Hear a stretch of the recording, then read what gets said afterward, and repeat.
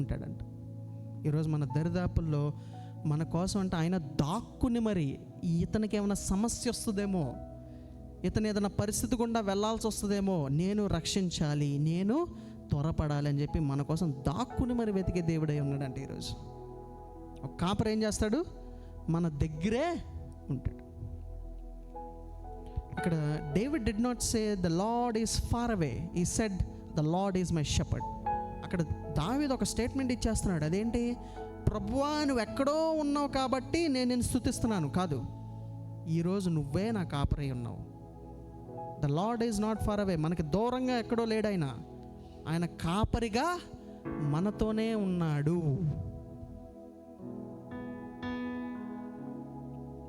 మొదటిగా the lord is my shepherd కదా, తెలుగులో ఏమని ఉంటుంది? యెహోవా నా కాపరి. రెండోదిగా చూసుకున్నట్లయితే God provides for our needs. ఆయన మన అవసరాలన్నీ తీర్చే దేవుడై ఉన్నాడు కదా. 23:2 ఎవరిని గట్టిగా చదవండి. పచ్చిక గల చోట్లను ఆయన నన్ను పరుండజేయుచున్నాడు.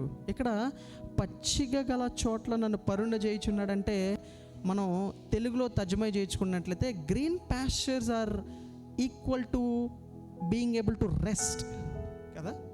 పచ్చిక గల చోట్ల అంటే మనకి ఆయన విశ్రాంతి ఇచ్చే దేవుడు. నువ్వు నీ జీవితంలో విశ్రాంతిగా ఉండు, నేను నీ జీవితంలో ఉన్నానని నమ్ము. నువ్వు విశ్రాంతిగా పడుకో, విశ్రాంతిగా నువ్వు లైఫ్లో సాగిపో, ముందుకు వెళ్ళు, నేను ఉన్నానని మాత్రం నమ్ము. స్టిల్ వాటర్స్, మళ్ళీ చదువు.